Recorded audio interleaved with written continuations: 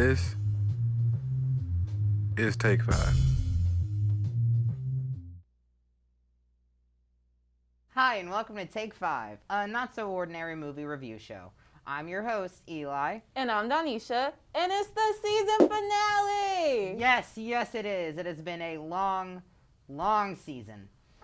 We will be reviewing Squid Games!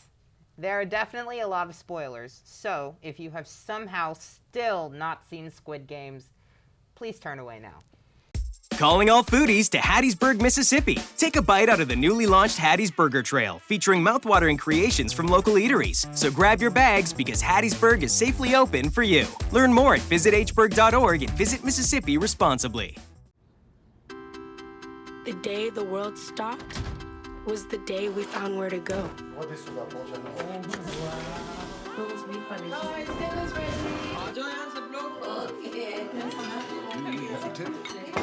From now on, we're not gonna leave anything on our plates because we've learned to savor the moments that were always there, and they never tasted this good.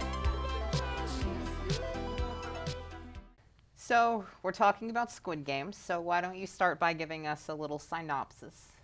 So, hundreds of cash-strapped players accept a strange invitation to complete children's games. Inside, a tempting prize awaits with deadly high stakes. Ooh. That rhymed. Spitting bars, aren't you? Okay, directly from Netflix. So, I did not want to watch this show, right? But my handyman in my apartment complex came to fix something, and he said, man, I've been going to apartments all day for the past week, and everyone's been watching Squid Game. The entire apartment complex was watching Squid Game. So he had to run home and watch the whole thing so he wouldn't get spoiled. And that's when I was like, okay, I might as well watch it. And I am not disappointed. I am still thinking about it 2 months later. It's so good. It is very good. It's an unexpected twist and everything in it.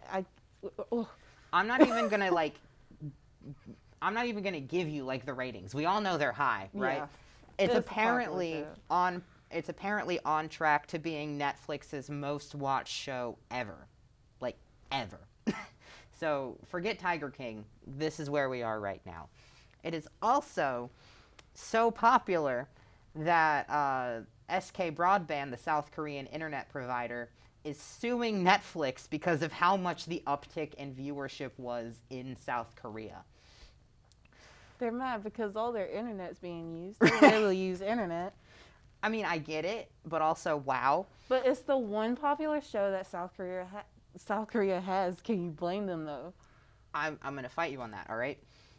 Shows, yes, but media, this is the second, most world-renowned, show from South Korea in the past year or two, and the first one was Parasite, which was a super big movie. Couldn't have been that popular. I ain't seen it. What? All right, cool. All I'm saying is Parasite walked so that Squid Games could run, and I've enjoyed Squid Games so much. It's so good. And what were your first thoughts going into the show? So, my prediction of obviously, the main person was going to win. Right. So, that happened. The Yes. main guy, first introduced, he won. Kind of given. Mm-hmm.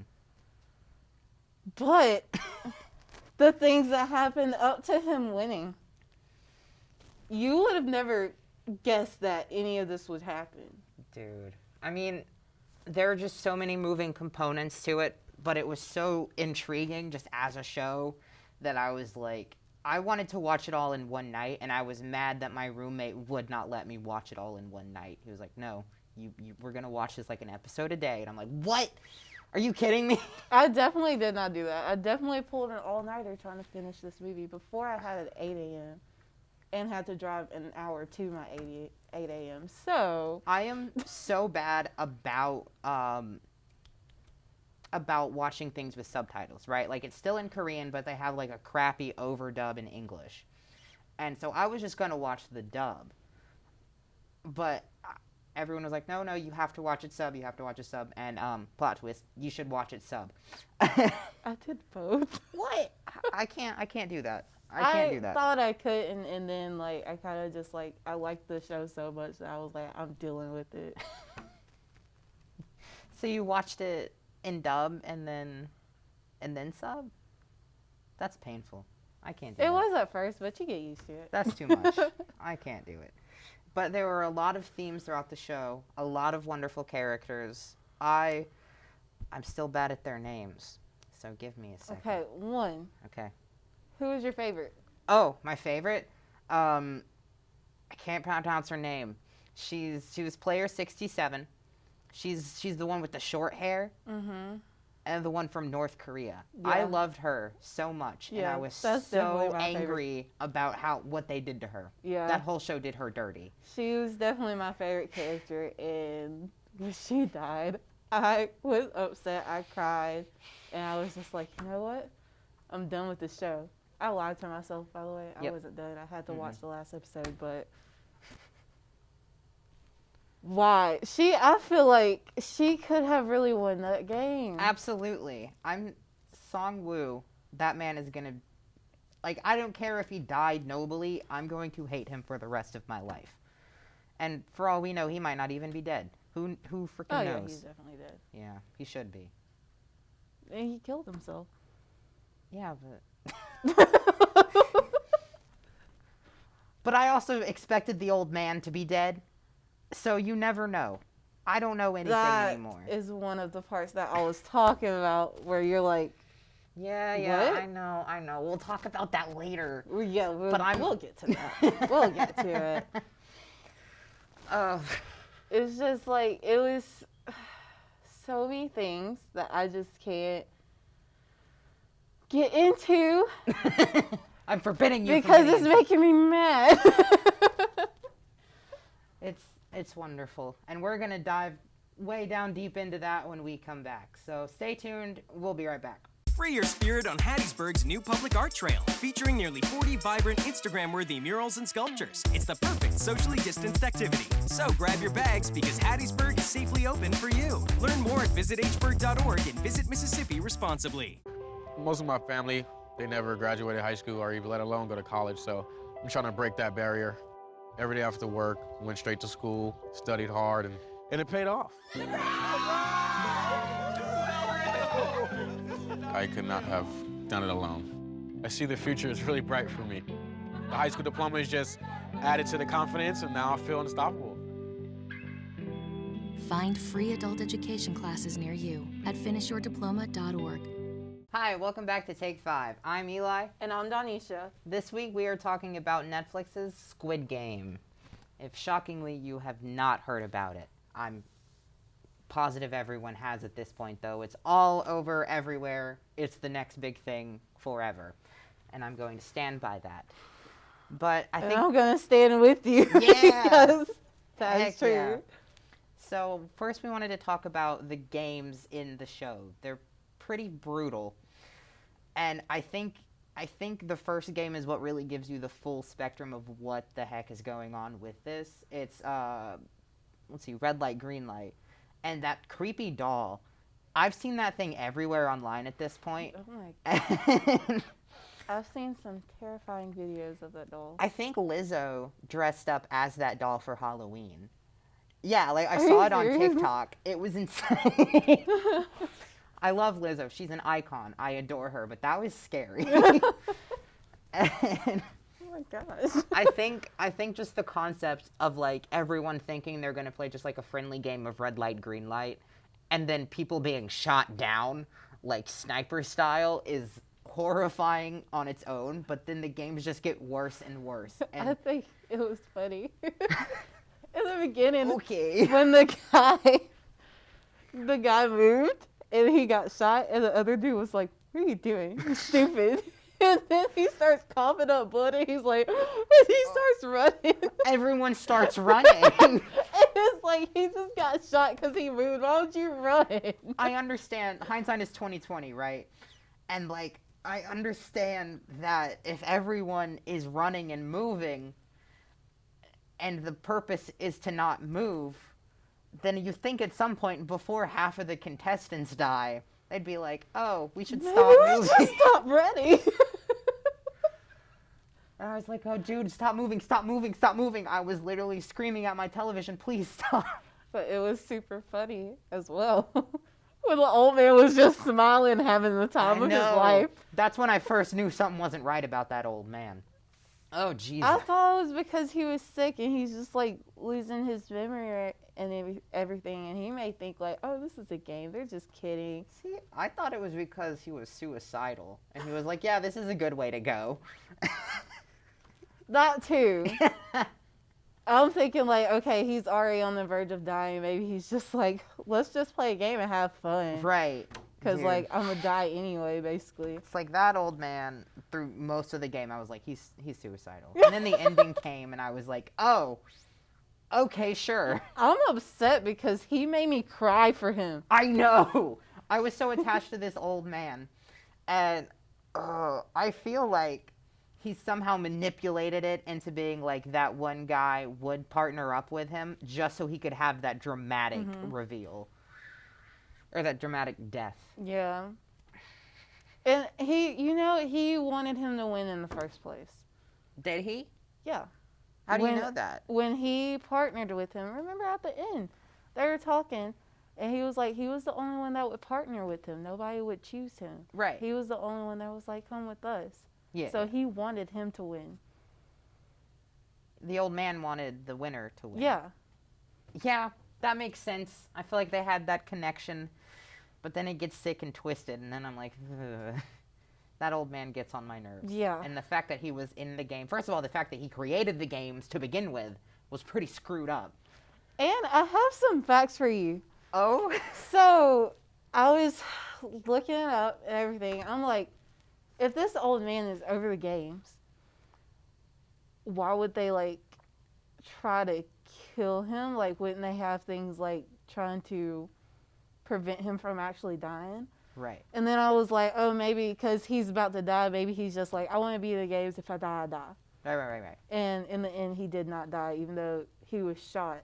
Yeah. They didn't really kill him. Because it'd be easy. But I noticed on one game, tug of war, Right. Pretty gruesome. everybody was locked in, right? With handcuffs? Right. With With chains? the ropes. Or, yeah. He was not. And also, when the detective was looking through paperwork, it skipped number 1. Oh, it did, didn't it? It skipped number 1. Oh, I completely didn't notice that. What the heck? So they were alluding to it the whole time. Yeah, they gave us clues about it the whole time. It just... I feel like subconsciously I was like, wait, why isn't the old dude locked in? And now I'm piecing it together. He wasn't locked in, but he was also like in the back. He was the very last one, so it could have been very easy for him to just, oops, and then live. Oh. That old man gets on my nerves. I almost wonder now if, like, all of the games would have surely been rigged, right? Because, like, they did not want this old dude to die. So maybe that's why he was smiling so much during the first game. Because it was like, oh, haha, this is fun. I'm totally not going to die. But then remember the marbles? He pretended that he was losing his, like, memory. Right, yeah. And so then he, like, didn't, Song G, I don't know. Player 456. He, was like, you could tell he did not want to do it. He did not want to sabotage the game, but, like, he's losing his memory. Right. And his main focus right now is to get the money to help his mom. Right. So, yeah. So, like, he pretended to do that. And so that was his way of getting out the games. While I was watching it, I was just thinking that, oh, he's the nice dude. He's just going to die. That's fine. Whatever. This is sad for me, but it's okay. And then now I'm thinking that there was the deeper meaning behind it, and I hadn't taken the time to consider that. And he's so manipulative. And, a question I have about the whole game, right? They've got that little glass walking thing towards the end. Why did they make all of the glass explode? I don't know. I feel like it was completely unnecessary because the immigrant from North Korea, she I think she had a big chance of winning. Absolutely. But then she got that big old shard of glass stuck in her, and it like just messed up her entire chance of winning. So, do you think that the like the people behind everything exploded it to further lean it towards Jihan's favor in order for him to win?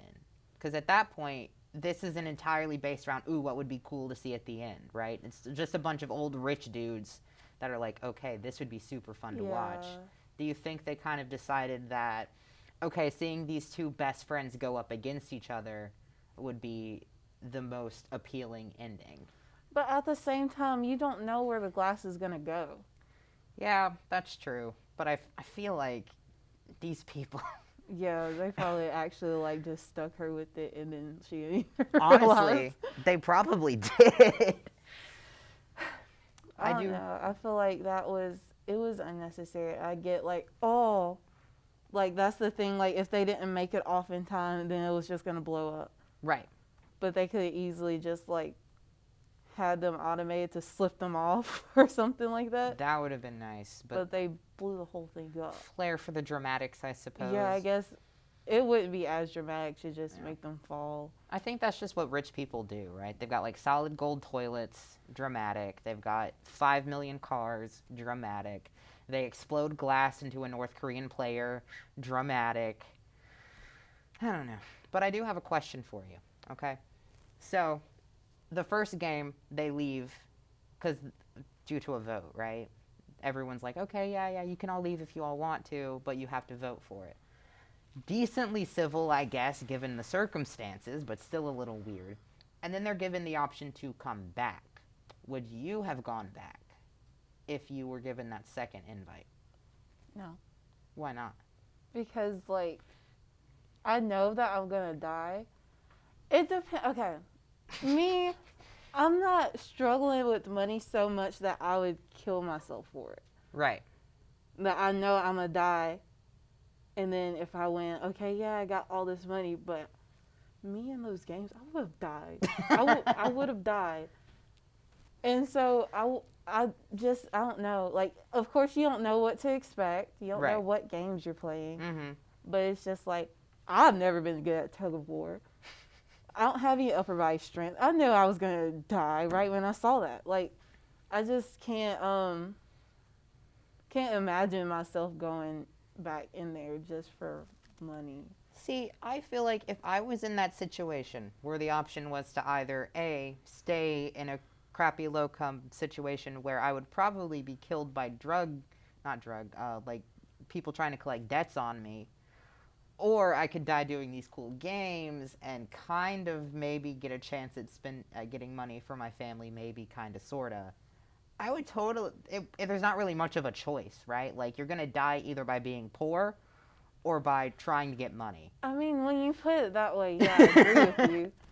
Yeah, you're either going to die out here or in there, and you have a chance of having money. Yeah, of course. Right. If that was me in that situation, I would rather die by them shooting me because I lost the game. That would be a lame way to die. But, oh, man, I know. But, like, I would rather do that than get beat to death because I owe people money. Yeah. Wasn't it like in the beginning the guy said, I'm going to take your kidneys if you don't give it to me? That's horrifying. I'd rather just be, like, point blank done with it. You know?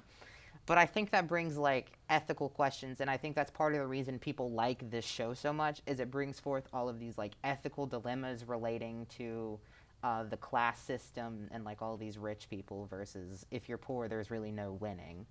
And then it kind of brings that into, like, a physical sense. You know what makes me mad?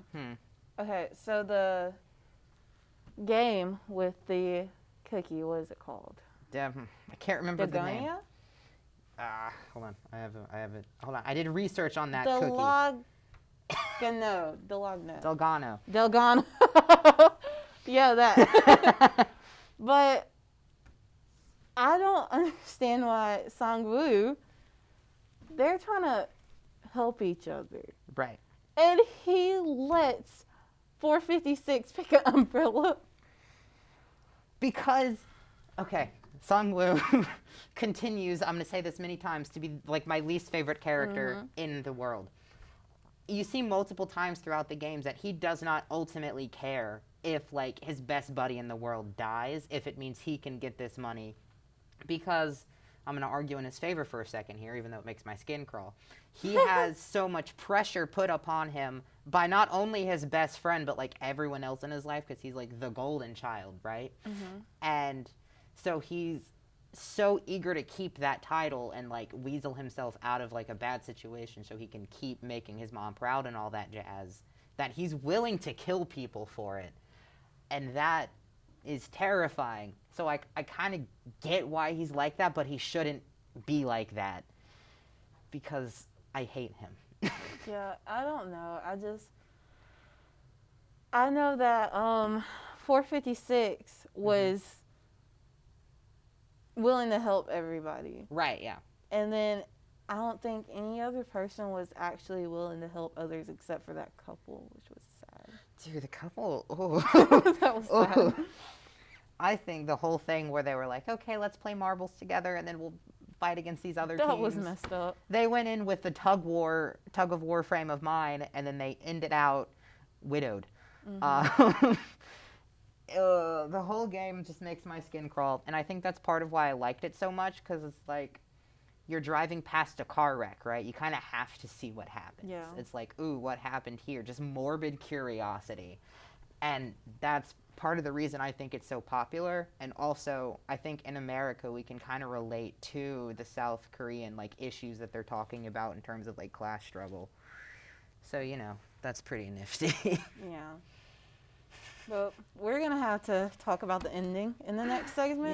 Yep, in the next segment. Hold tight. We'll be right back with our last thoughts on Squid Games. Stay tuned.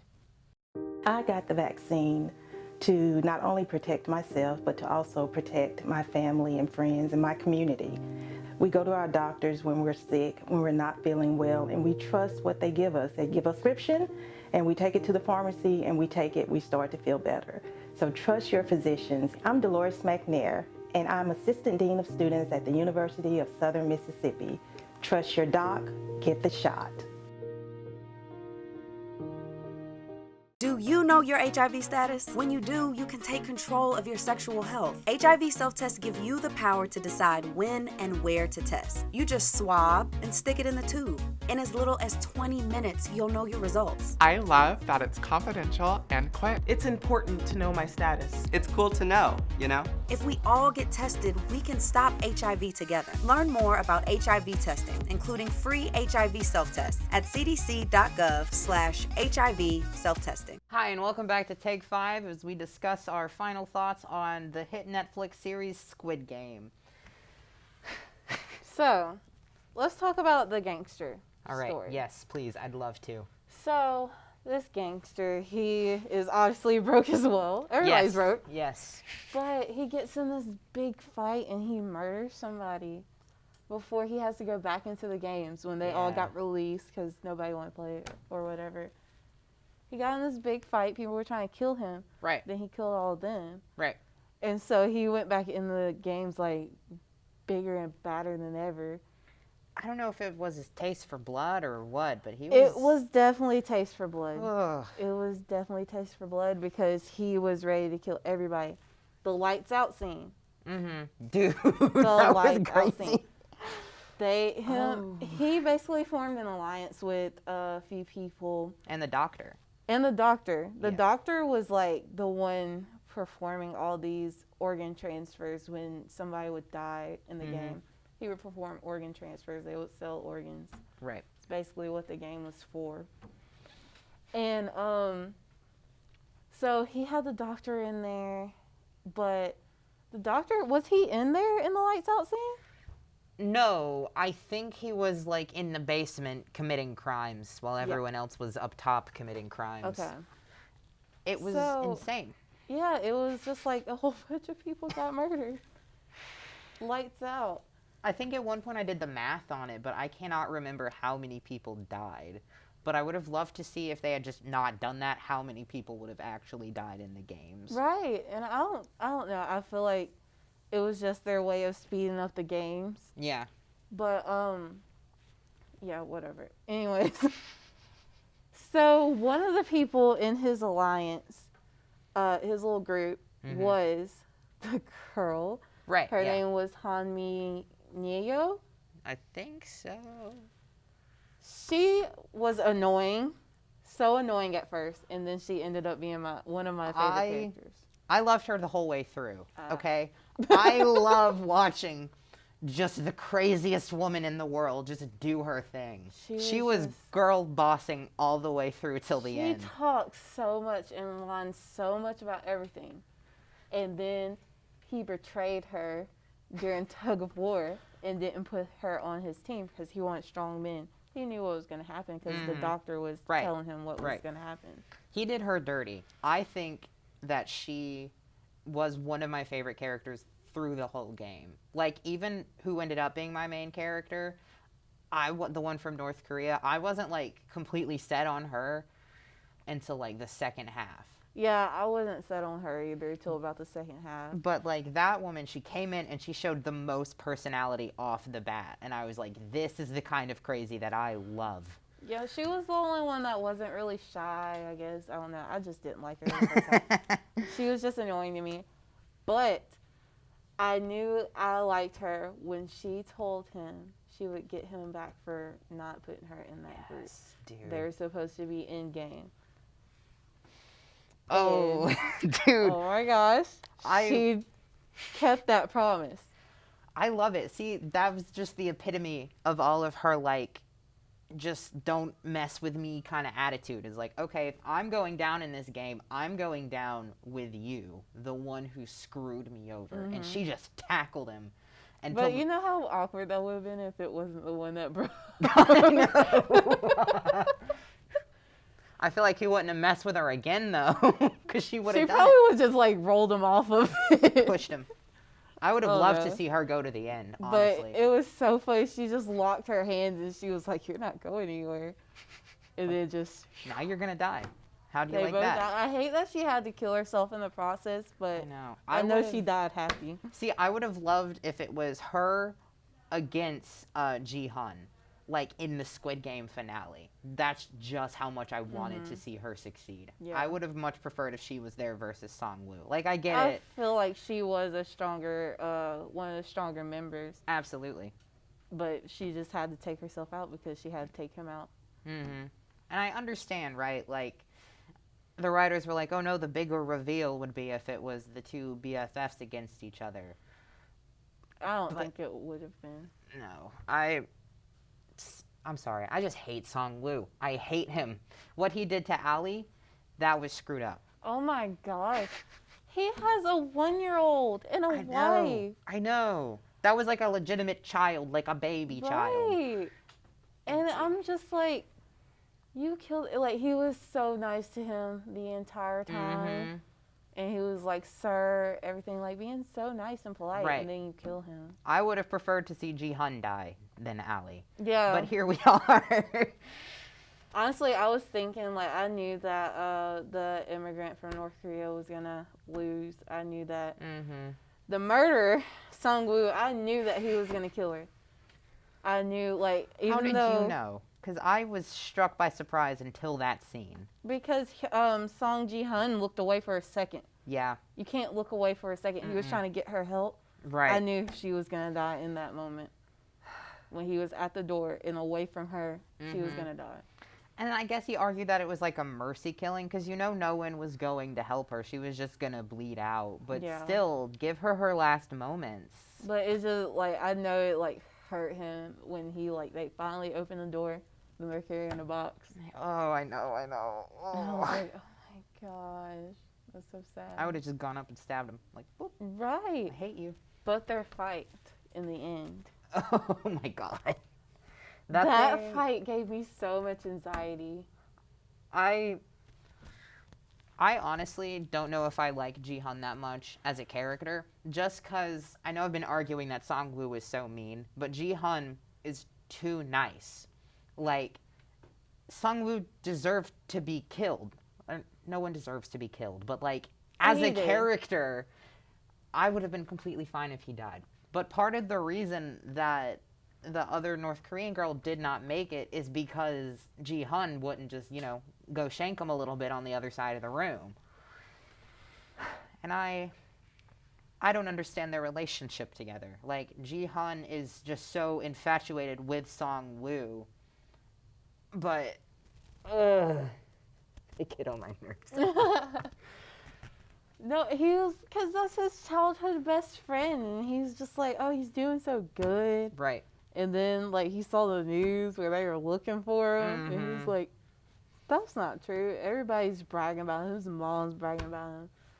And, like, I'm just glad that, like, in the end, like, it was a long fight for no reason. I know. No reason. And it made me so mad when he actually had him, and then he just stabs the ground. And I'm like... I would have been like, yes, do it.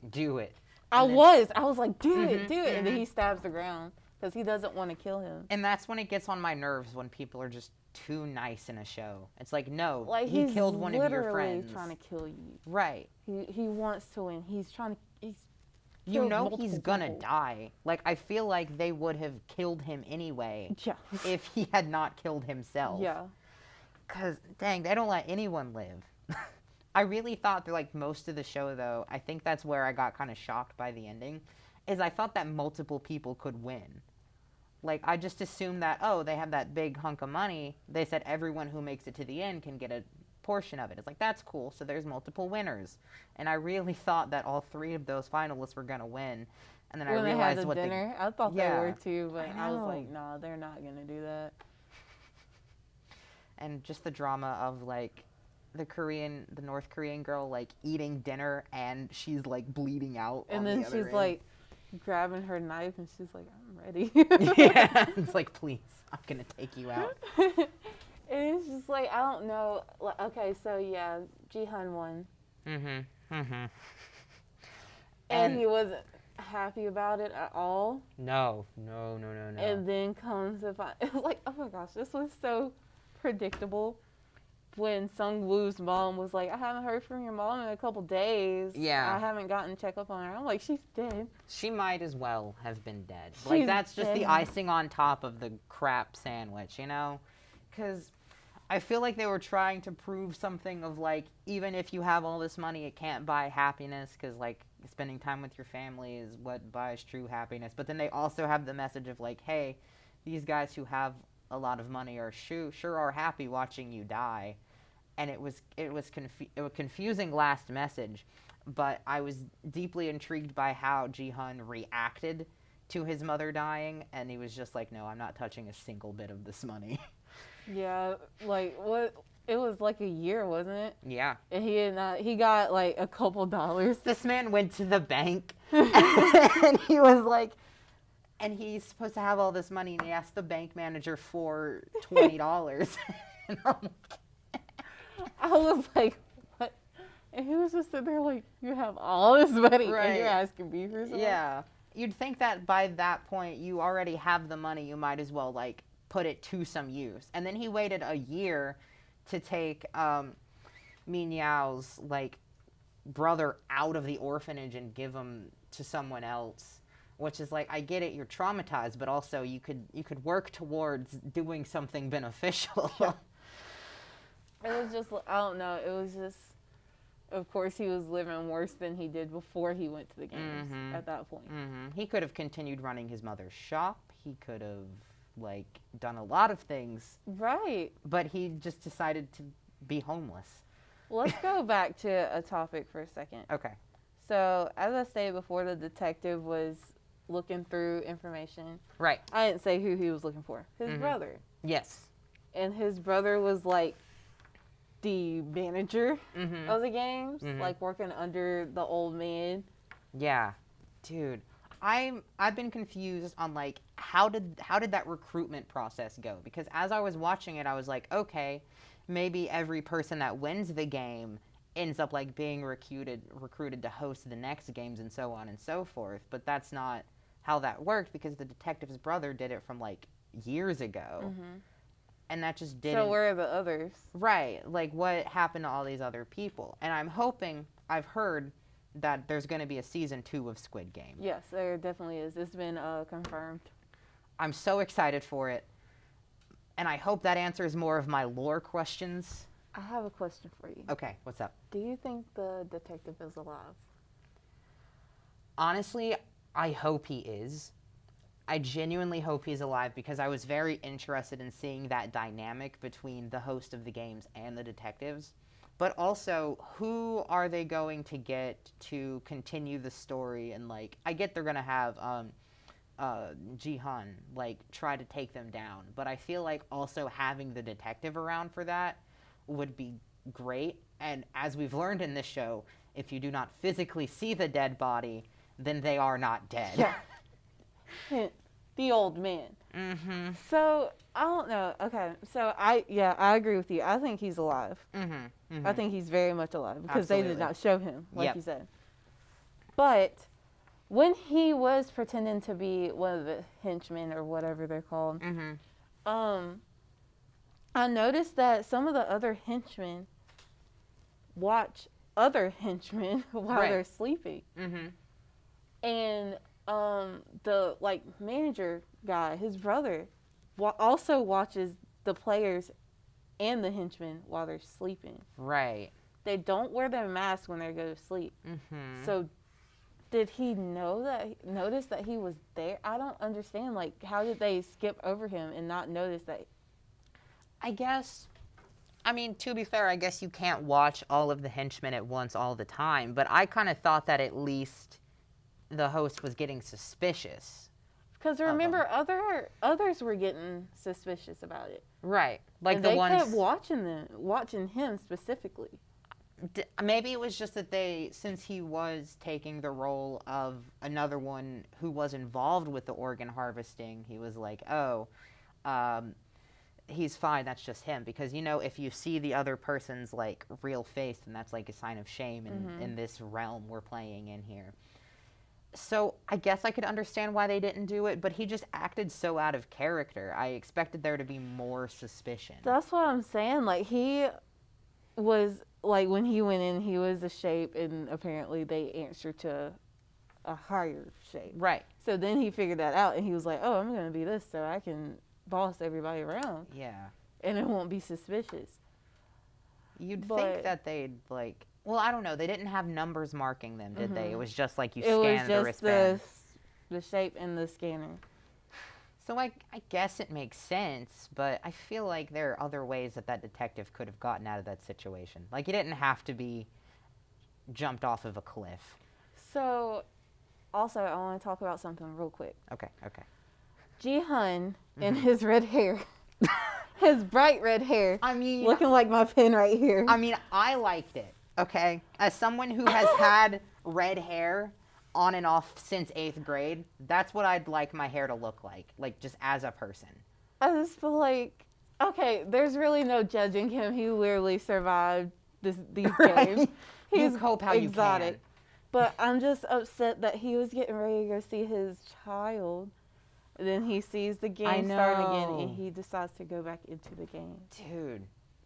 Okay, so first of all, the red hair. From a cinematography standpoint, I think the red hair signifies that he's like, it's basically telling the world, hey, I'm the main character. He's going from like a life of being like a nobody stuck in the background kind of thing to being the main character, because red is the most like visual color to the human eye. So if you have red hair, this is, I guess, a call out post. It means if you have red hair, that means you are more likely to get attention. So that might be the reason he dyed it red specifically.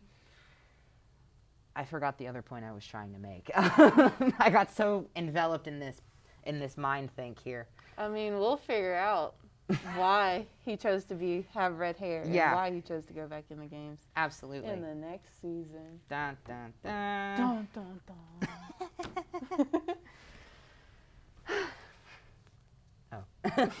But that's about it for Squid Games. Rest in peace. I'd love to talk about this game forever, but we sadly have to end the episode.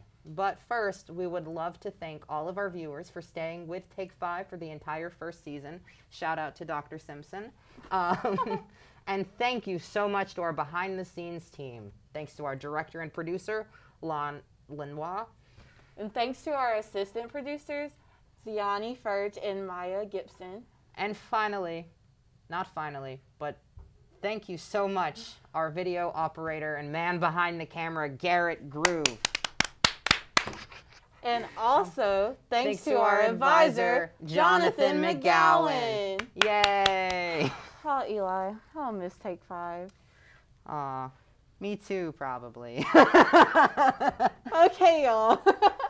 Remember to wind down and relax from your stressful week. And remember to watch Take 5 on SM TV. I'm Donisha. And I'm Eli. And see you next time.